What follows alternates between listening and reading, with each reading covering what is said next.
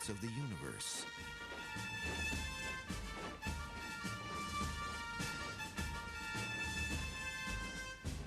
The Nazi Party actually grew out of an occult, or several occult groups that began in the late 19th century in Germany. I think these ideas were very widespread in Germany at that time. There was a very violent reaction at the beginning of our century against materialism, positivism, the present.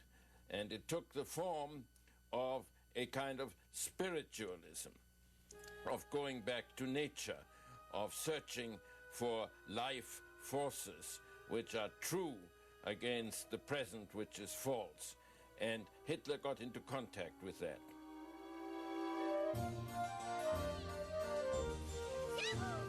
This was the world into which Adolf Hitler was born on April 20th, 1889.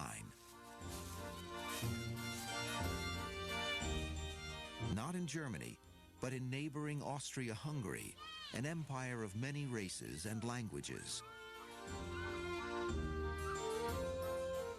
Hitler's family was German-speaking, and it was to Germany that Hitler developed a passionate attachment and allegiance.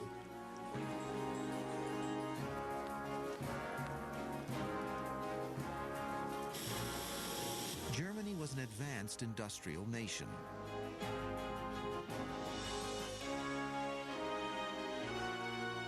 But Hitler was entranced by an idealized Germany of a faraway mythical past.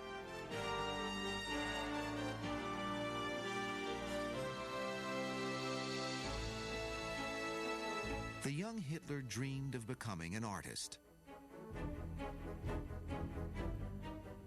In October of 1907, he moved to Vienna to attend the prestigious Academy of Fine Arts, but he failed the entrance exams. Surviving on a small inheritance and the sale of watercolors he painted, Hitler drifted until he discovered a bizarre series of pamphlets titled Ostara. The Ostara pamphlets promoted an occult worldview based on a grotesque racial struggle begun in a remote past. One of the presuppositions of Ostara was that the Jew was an ape man and the Aryan was a godlike being, and that the Jew had defiled the Aryan woman, who was usually blonde. The occult connection is that the Aryans had been a race of giants, and the Jew was subhuman and brought this giant down by merging with him.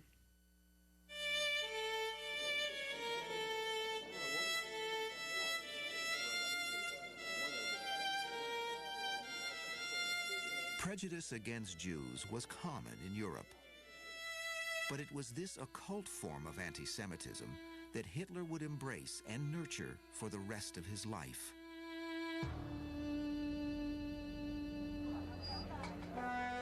In May of 1913, Hitler left Austria for his beloved Germany.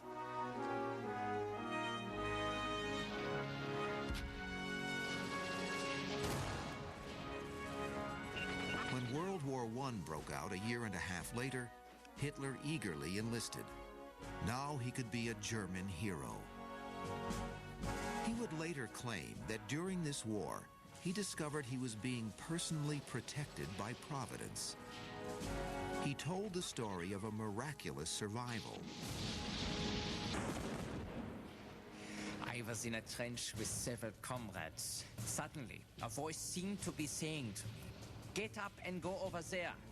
It was so clear and insistent that I obeyed automatically and walked 20 meters along the trench. Hardly had I done so when a flash and a deafening report came from the part of the trench I had just left. A stray shell had burst over the group in which I had been sitting, and every member of it was killed.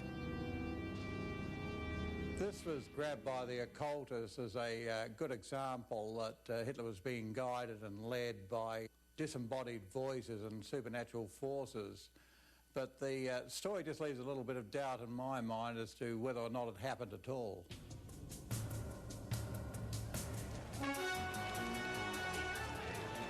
Germany's defeat in 1918 unleashed social upheaval and revolution across the country.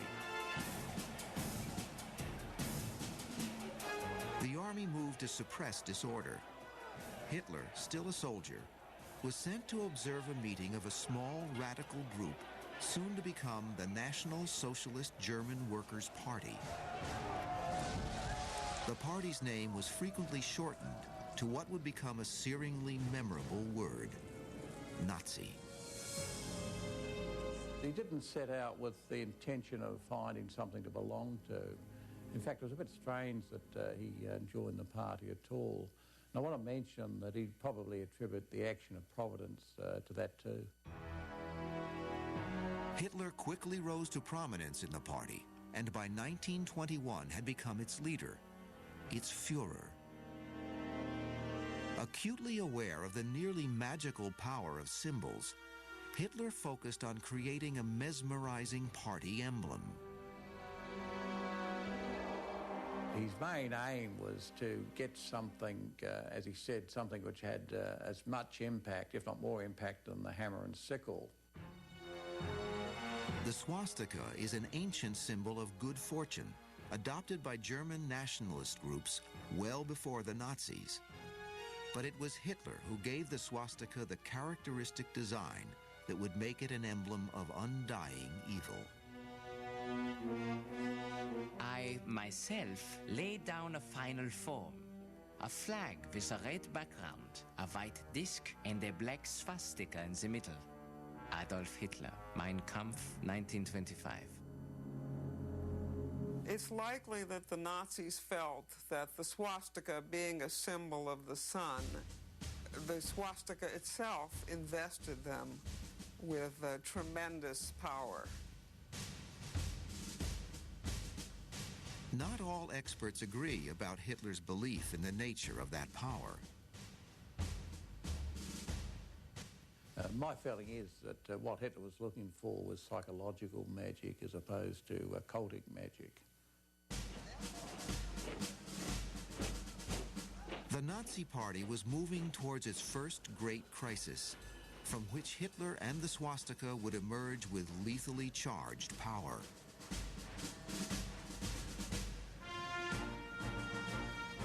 On November 9th, 1923, Hitler and his Nazi stormtroopers marched on the Munich town hall in an attempt to seize power.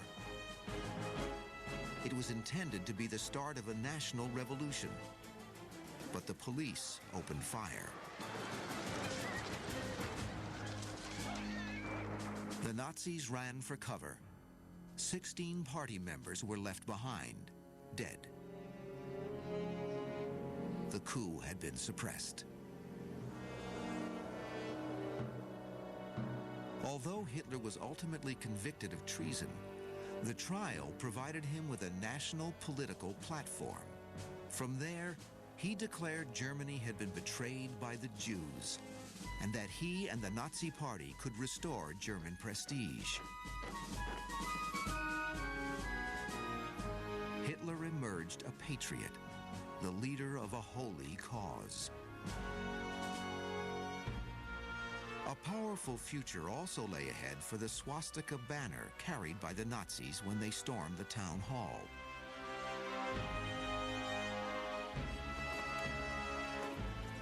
Known as the blood flag, it would, at rallies and parades to come, touch and consecrate the standard of each passing unit.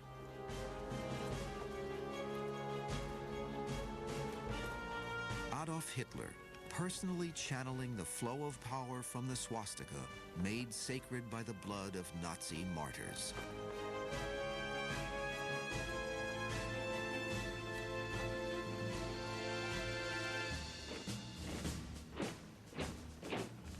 When we return, we'll meet the occultists in Hitler's entourage who assisted his rise to power.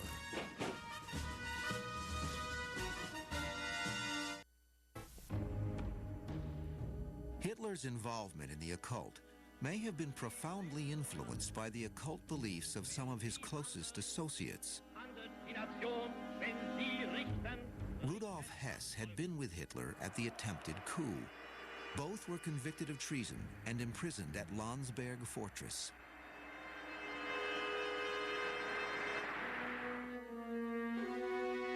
It was here that Hitler began the book that would in effect become the Nazi Bible, Mein Kampf, My Struggle. Hitler dictated while Hess typed the Führer's words.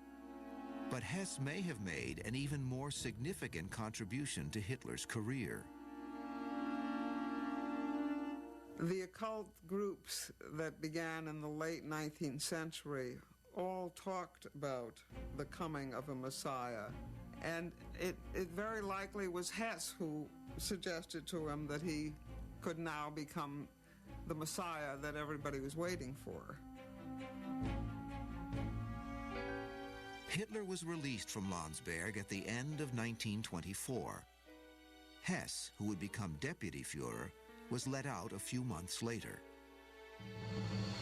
By then, Hitler had begun creating a new paramilitary unit separate from the existing brown-shirted stormtroopers. The stormtroopers were loyal to the party, but this new group, distinguished by its black uniforms, swore personal allegiance to Hitler. It was the Schutzstaffel, the SS.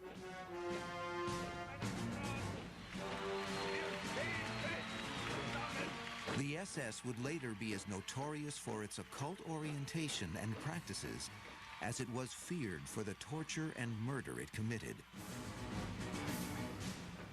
Its leader, carefully chosen by Hitler, was Heinrich Himmler.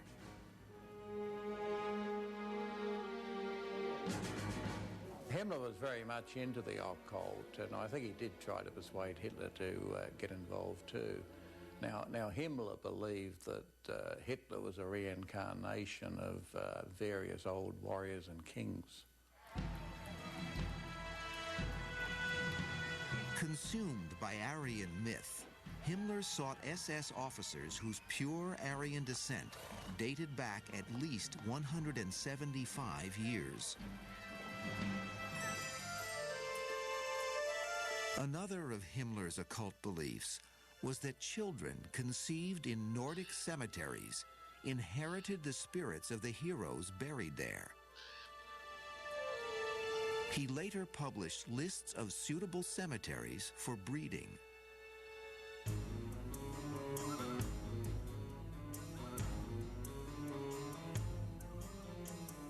Himmler's training of the SS was steeped in secret ritual conducted at an ancient castle. The main hall held a royal round table decorated with swastikas. Beneath the hall was a crypt that Himmler envisioned would one day contain 12 pedestals to support urns filled with the ashes of SS heroes destined for worship. A lot of occult entered into the induction ceremony. They were, after all, inducted into an elite order on the model of the Teutonic orders of the Middle Ages. That's very important for the occult, by the way, that past and present are telescoped, as it were. Himmler believed in secret sciences. On the one hand, you would say it's all very bizarre, but on the other hand, he was an organizational genius. One of Hitler's own greatest strengths was about to emerge with renewed, overwhelming force. After his release from prison, Hitler, always a dynamic speaker, had been forbidden to address mass meetings.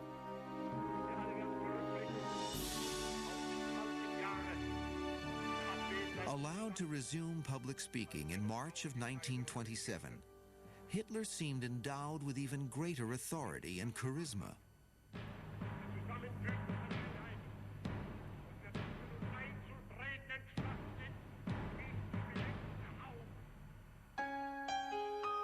This may have been due to the influence of a third occult associate, a mysterious figure named Erik Jan Hanusson, a professional stage magician who was also known as a seer and psychic. Hanusson helped Hitler perfect a series of exaggerated poses, especially effective in an era when huge audiences could not see a celebrated speaker at close range. He had been a master of persuasive speech before he met Hanusson, but Hanusson taught him a great deal about showmanship. Occultists believe Hanusson may have also imparted occult techniques of mind control and crowd domination. The brutal truth may be that crowds simply liked what Hitler was saying. Germans, still humiliated by defeat and impoverished by economic chaos, felt victimized and abused.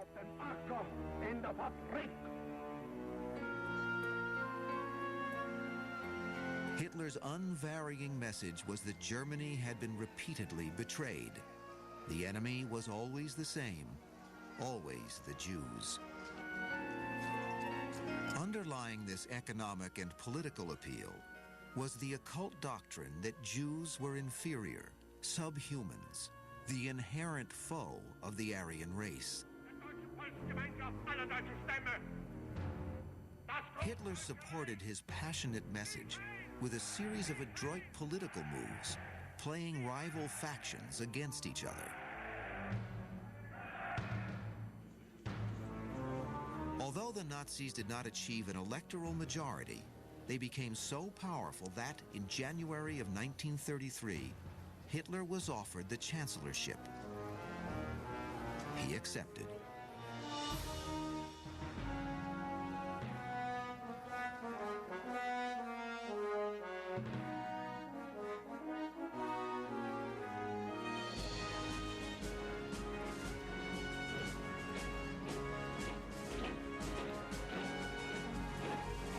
The triumph was acclaimed in a torchlight celebration of the kind the Nazis had perfected.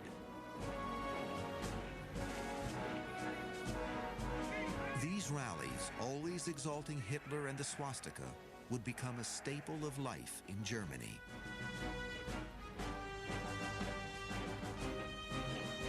The thrill of those mass meetings was strong enough to lure even a young Jewish boy to witness their power. I myself, when I was 15, I went out of the house illegally. My family wouldn't have approved of it, and went to a Hitler meeting. And I was carried with it. Because first of all, you are in a crowd which all do the same things. They raise their arm, they shout the slogans, and you're caught up by that, yes? And second of all, he had this kind of charisma. You can't explain it. I won't explain it. It's impossible to explain. But he had this kind of charisma.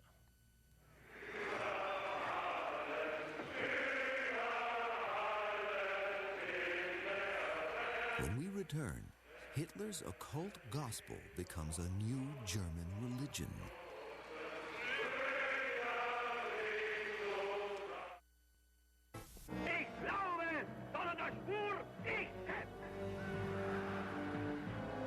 Now that Hitler was chancellor, the Nazi Party could begin the extermination of democracy in Germany.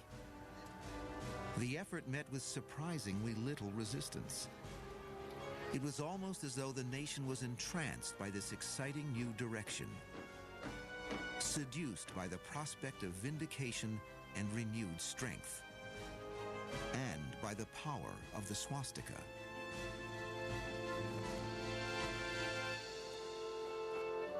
Manfred Rommel, son of one of Hitler's most famous generals, Field Marshal Erwin Rommel, retains a vivid impression of those heady days. Before, in democracy, the newspapers always criticize politicians that they are not unable to do anything what's reasonable. And suddenly, after Hitler came to power, all newspapers, newsreels, radios, they said that's wonderful.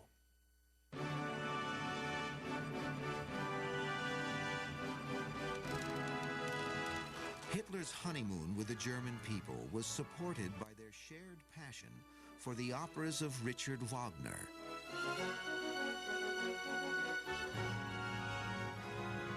Wagner was more than a composer. He was a master of intoxicating drama who reinvigorated the sagas and legends of German chivalry to create a glorious cycle of heroic mythology. Hitler, on at least one occasion, said that he based his religion on the Wagnerian masterpiece Parsifal. A sacred national hero, Sir Parsifal had devoted his life to the pursuit of the Holy Grail. He was the best and brightest of knights in German medieval literature. And that imagery of knighthood was something that Hitler involved himself in. We have photographs of him dressed as a knight and in armor.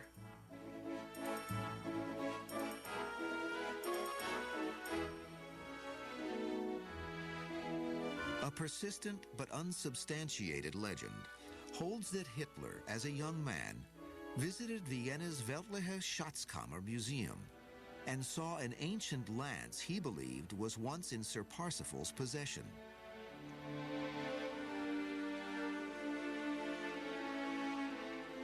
The lance, known as the Spear of Destiny, was said to have pierced the side of Christ when he was hanging from the cross. Occult tradition maintained that whoever possessed the spear and understood its sacred mysteries held the destiny of the world in his hands. On March 14, 1938, at the climax of the German annexation of Austria, Hitler returned in triumph to Vienna, the city of his youth. Those who believe the Spear of Destiny story say Hitler went to the museum and ordered the spear to be sent to Germany. This is not altogether improbable because it's likely that Hitler would have wanted any connection with messiahship.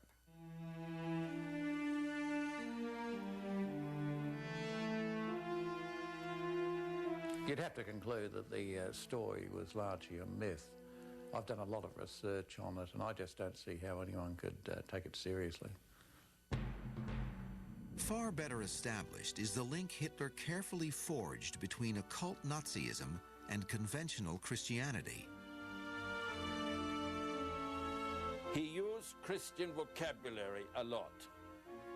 Hitler talked about his satraps as my apostles. What you have therefore here is that he superficially, or as far as he goes, he worked with Christianity. Christ becomes a German figure, a Germanic figure who has no ties to the Old Testament. Precious few to the New Testament too, by the way. He once said to my father, "Your God is for the weak ones and my God is for the strong ones." Hitler was clearly ushering in a new religion.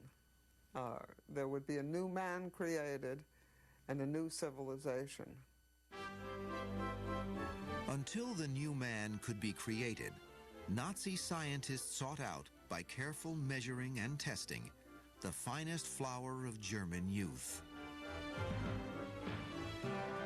These were the chosen paradigms who best represented the blonde, blue-eyed Aryan ideal.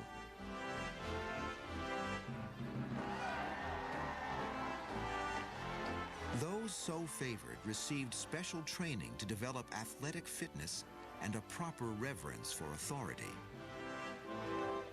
All this was, of course, politically expedient. Hitler knew that if he took kids from the time they were little and molded them and brainwashed them, they'd be his for the rest of their lives. And that is what seems to have happened. He exacted blind obedience from them.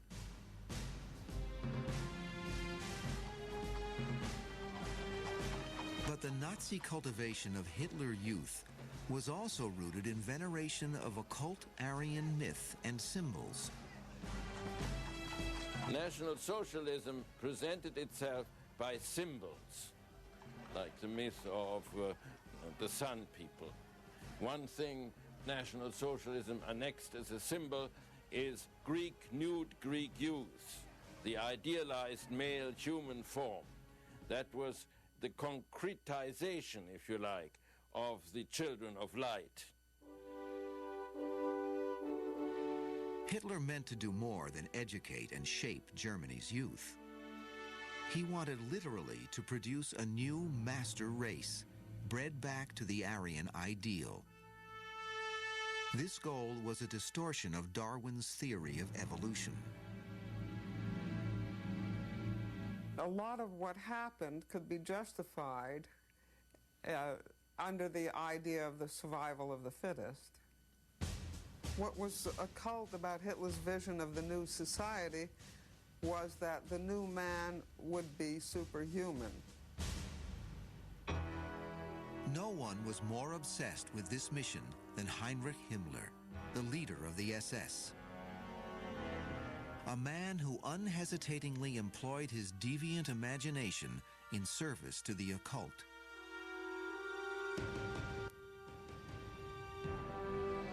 There was this one story that was discovered by a professor of anthropology in a deposition for the Nuremberg trials, and it told about a practice of taking fine specimens of SS men and beheading them and using their heads to try to communicate with Eastern masters who were no longer human but divine, presumably.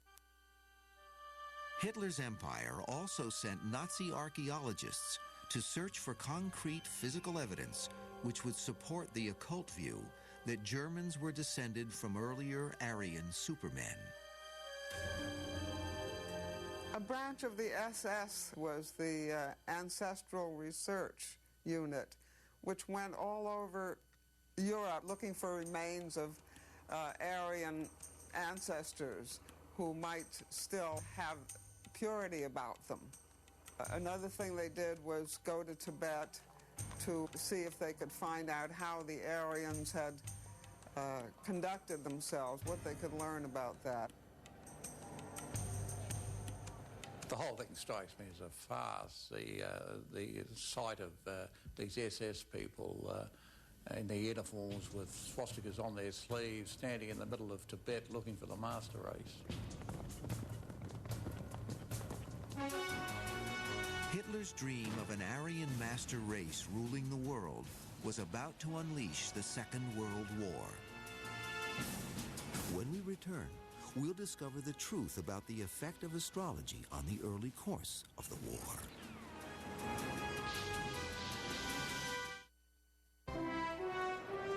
One persistent legend about Hitler and the occult can certainly be discarded. No evidence exists that Hitler ever consulted an astrologer. Indeed, he actively discouraged all prophets except himself. However, one astrologer, a shadowy figure named Karl Kraft, became pivotal in one of the most mysterious series of events in World War II.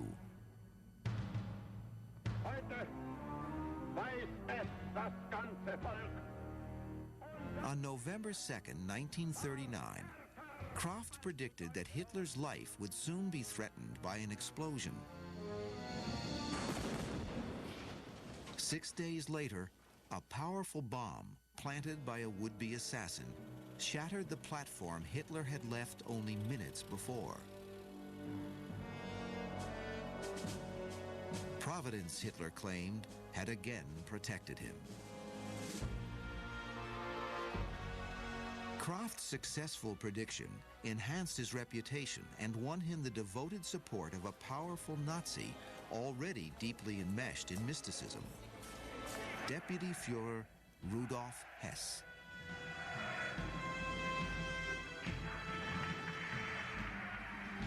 The degree to which Kraft and other astrologers influenced Hess would become an issue of national urgency a year and a half later.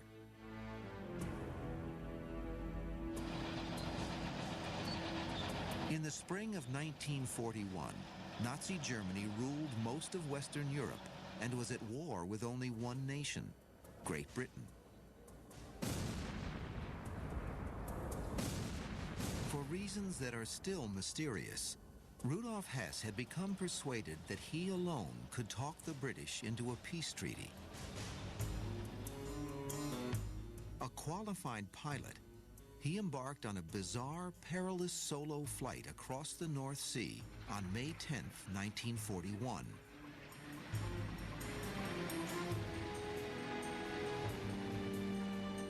On that day, 6 planets were in line with a full moon, an astrological event that Hess believed favored his mission to Great Britain.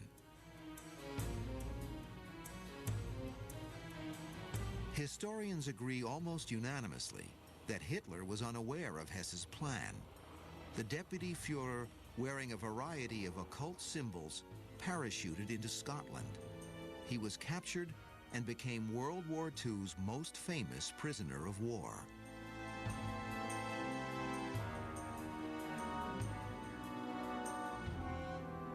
Hitler repudiated Hess, claiming his former deputy had been driven crazy by astrologers and fortune-tellers.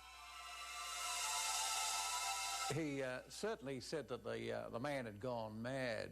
Now Hess, because of his connection with astrologers, they were rounded up and supposedly questioned to find out which one of them may have given the Hess the appropriate date. But British intelligence, perhaps because of Hess's astrological obsession, was mistakenly convinced Hitler was also devoted to astrology. They were therefore pleased when a European refugee named Louis de Vol appeared and claimed he was in contact with Hitler's so-called favorite astrologer, the same Karl Kraft, who had predicted Hitler's close call in 1939. When further investigation revealed de Vol was not in touch with Kraft, the British recouped their investment by finding him another, more useful task. De Vol created 50 bogus prophecies and attributed them to the famous 16th century astrologer Nostradamus. De Vol worked on some Nostradamus predictions, and what he did in particular was he produced these booklets that looked like they'd been legitimately published within Germany and predicting bad things both for Germany and for Hitler. The literature was later dropped over Germany where, unlike Hitler, many people devoutly believed in astrology.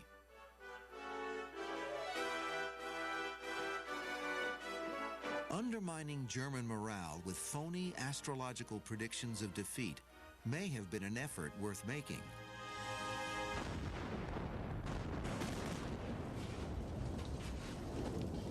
But ultimately, wars are won by massive deployment of force and by combat bravery.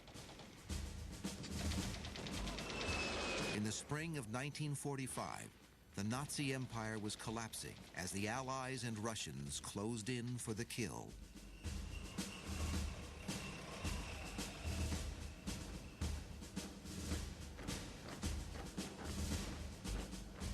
When we continue, the final desperate months when Hitler's occult conviction turned against those who had adored and sacrificed for him, the people of Germany.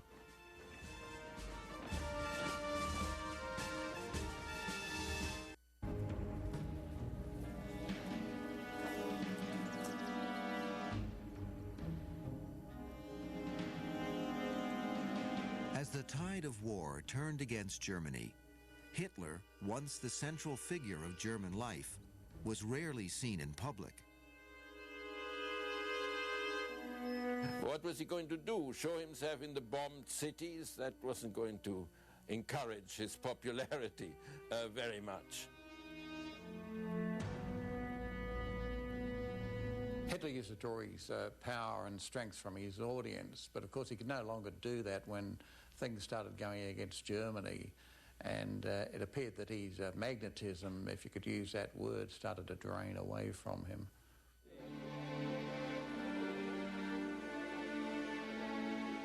In January of 1945, as his world crumbled around him, Hitler retreated underground to his Berlin bunker. Here he prepared a final plan: the destruction of Germany, the country he had cherished all his life. He ordered the demolition of all factories, power plants, bridges, railways, communication facilities, and all clothing and food supplies.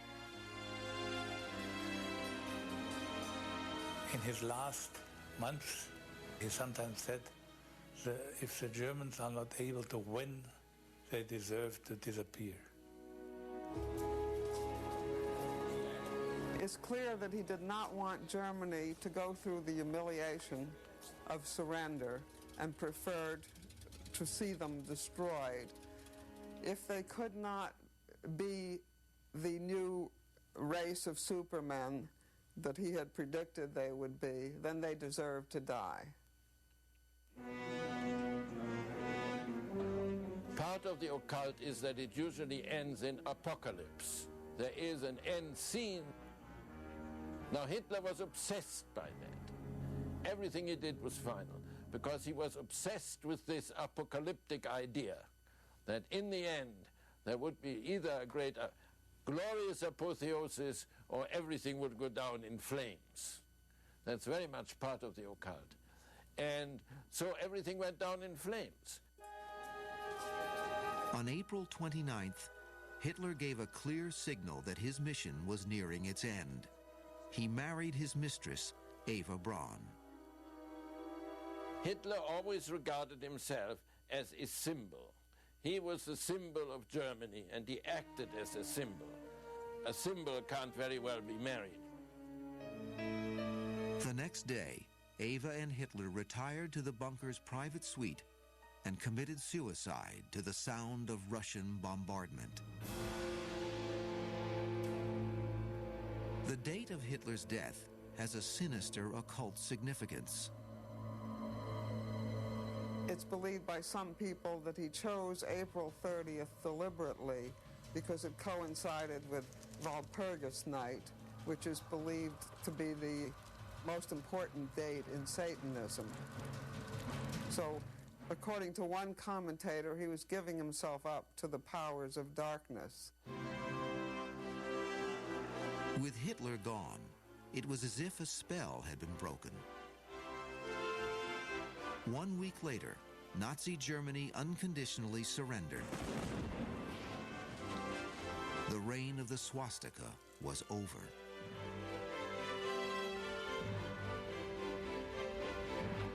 Years later, when trying to explain why they had followed Hitler into barbarism and murder beyond comprehension, some would claim they were overwhelmed by his occult power.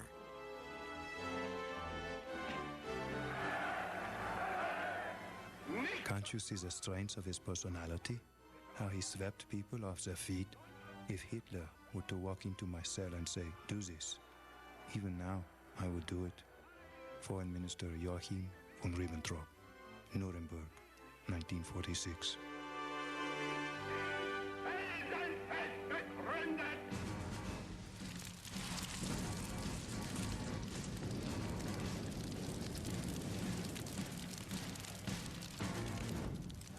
There is no question occultism lies at the heart of the crime that distinguishes Nazism from all other tyrannies. The war within the war. The war against the Jews.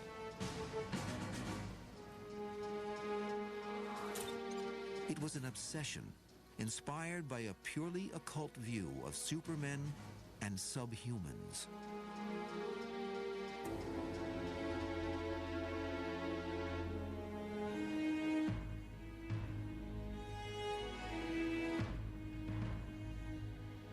The systematic slaughter of the Jews was a principal aim of the Nazi regime. Perhaps its single most important objective, a goal that dominated Hitler even in his final political testament, dictated hours before his suicide. Above all, I call upon the leaders of the nation and all followers to implacably oppose the universal poisoner of all races, the Jews. Adolf Hitler, April 30th, 1945.